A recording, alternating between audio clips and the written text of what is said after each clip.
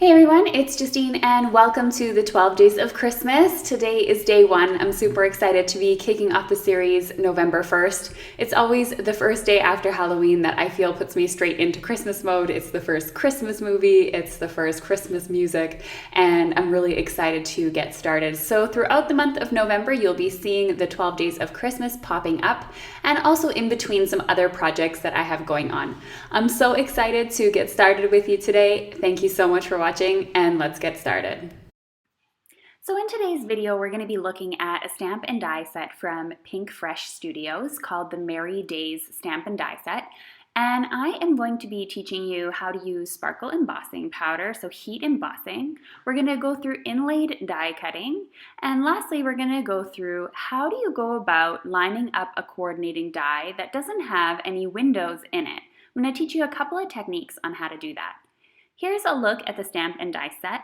It's an absolutely beautiful set that has a full Christmas tree full of beautiful Christmas images. It has the exact same thing in the die set, as well as several sentiments that are in a script font as well as a small font. Some are perfect for the inside, some for the outside. I think overall this is a really great, well-rounded stamp set. So to get myself started, I decided to peel off the stamp and give this a stamp. Let's see what this looks like when it's heat embossed in gold. So I lined up the stamp on my MISTI. I'm using a 4 1/4 by 5 1/2 piece of Nina Solar White 80-pound cardstock in Classic Crest. And I am going to be stamping it using some VersaMark ink, but not before prepping it with a embossing bag. So I'm going ahead inking up my stamp now, and I'm going to stamp it directly on the cardstock. And I'm going to be using some embossing powder from Wow Embossing Powder. This one in particular is called Metallic Gold Sparkle. It is not just a regular gold embossing powder, it also has sparkle in it. So when it embosses, it is going to give off more of a sparkle than, let's say, a standard gold embossing powder. So I'm just adding that to my cardstock and then removing any of the excess embossing powder by giving it a quick flick on the cardstock. I'm going to use my Wow embossing tool here on setting 2 in order to melt the embossing powder. And when it's all finished, you'll notice it turn from a matte powder to a shiny sparkle. You can see the sparkle here as I hold it up to the light, how it's a little bit more sparkly than normal. So going in and grabbing another piece of 4 1/4 by 5 1/2 cardstock, I'm going to show you what the die looks like when the die is all cut out. So I'm going to secure it using some purple tape because I do want to use this frame afterwards, and that's going to help us line things up in the future when we want to actually use these pieces together rather than separately. I went ahead and cut this using my Gemini Junior die cutting machine, and I'm going to remove the frame, but I'm also going to keep all these little pieces for my inlaid die cutting technique later on in the video. Additionally, I went ahead and I used some Harvest Gold cardstock as well and die cut this tree as well. So now I have a few frames cut out as well as all the little pieces saved off to the side. And you can see here that I have a white frame, I have the trees, I have the gold frame still all here. So there's no waste involved really in this card. Now this is where the problem started. The die itself didn't have anywhere for me to be able to see through it so I could line up the embossed shapes that I had just done. So there are actually two ways that you can go ahead and cut something like this. Dies always used to be made like this before they decided to start making the frames around them instead of the solid metal piece. And there are a couple ways that you can go about doing this. So one of them is to line up one of the trees. You can go ahead and line it up using the embossed images, and then simply go ahead and add some tape. So you're going to want to tape it down so it doesn't shift at all. Then simply place the die over top. You'll know the die's in the right place when you try and move it from left to right and it won't budge. Then you can add some tape, purple tape onto the die itself, and then you can lift it up and remove the white piece. Now I still was a little unsure when I did this, so I decided to actually go back in and reline things up and actually use 2 pieces of tape this time just to ensure that my die did not actually shift at all. So once again, adding the white frame where it's supposed to be, taping it down. I'm going to go ahead and grab some more purple tape, and I'm going to secure this actually in more than one spot just to be on the safe side. So when I lift it up, nothing's going to shift. So I just decided to actually create a hinge on the right side of the tree. Then I can see perfectly fine that this is lined up. It's not moving at all. I'm going to actually just tug out the template that I had used and then run this through my die cutting machine. The second method here is to attach the frame as well as the die cut together with some washi tape.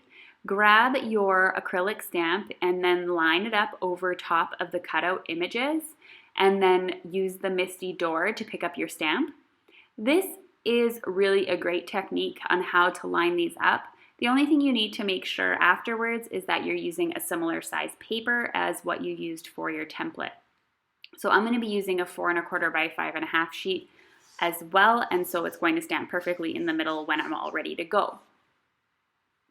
So removing this now, I'm going to go ahead and I'm going to stamp this using the same technique as I had done before with the embossing and the gold embossing, but I'm going to do that off screen.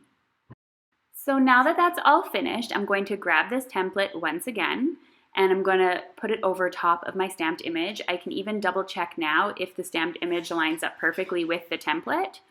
And then I'm going to go ahead and remove the inner frame. So now I only have the triangle of the frame itself. And this is going to be a really easy way for me to line up my metal die because I just need to actually line up the corners.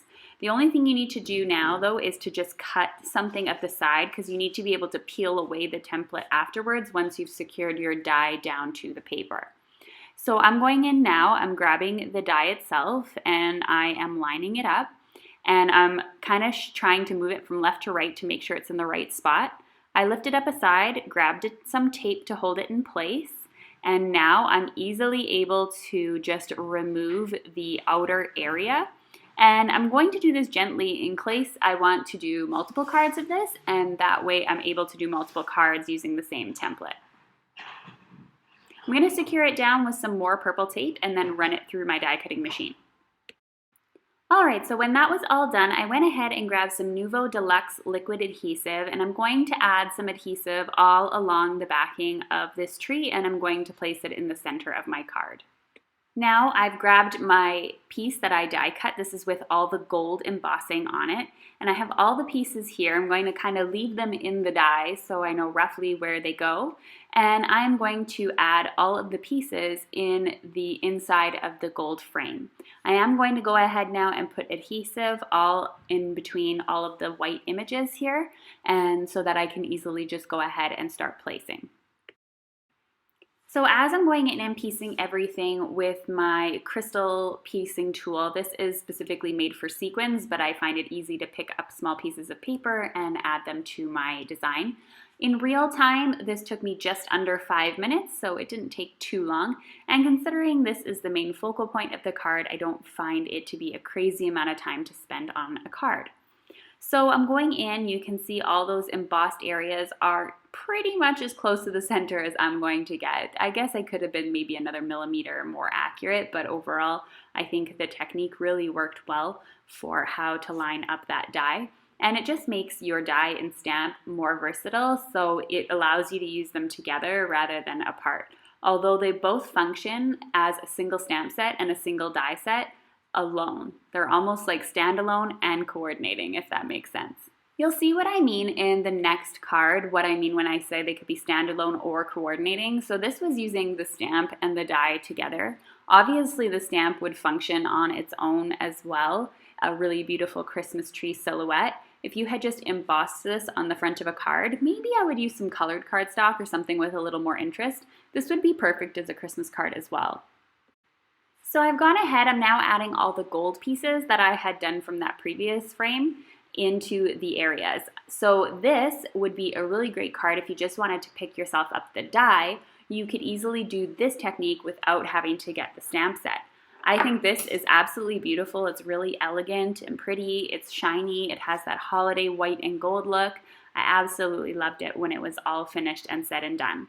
So I hope that helped you learn a little bit about the embossing, about how to line up the die, and then about inlaid die cutting. Inlaid die cutting is one of my favorite techniques. It's nothing new to my channel.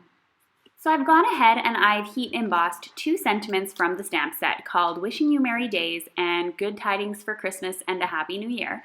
I have stamped them using the embossing ink. I've gone ahead and embossed them using the gold sparkle embossing powder. I was a little leery about using this because I like to use ultrafine or superfine glitter on sentiments, but overall it was able to, you can read the sentiments with no issues. I was kind of surprised by that. I've adhered them and cut them down, and I just decided to adhere them in different areas of the tree, one in the bottom and one more towards the middle.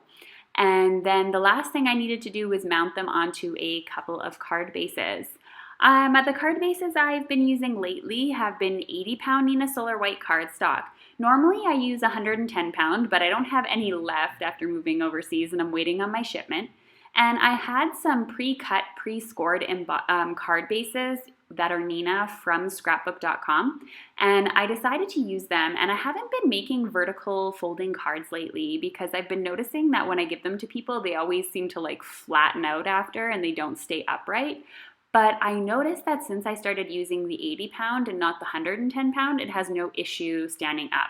So I don't know if it was an issue with my scoring and folding or if it was an issue with the weight of the cardstock being too heavy, but overall I've been really happy with 80-pound card bases in the vertical folding way, and I'm happy that I've found a way to make vertical folding cards again, because I think it just makes a huge difference, and it almost makes the person think a little bit more that it's handmade versus, you know, a standard side folding card. Thank you so much everyone for watching today's video. Don't forget to hit that subscribe button because there's going to be another 11 Christmas videos coming up in the near future, as well as a ton of videos. November is a super busy month for me. So here's a final look at all the cards from today's video. Thanks again for watching, and don't forget I have some suggested videos here and the subscribe button. Bye for now.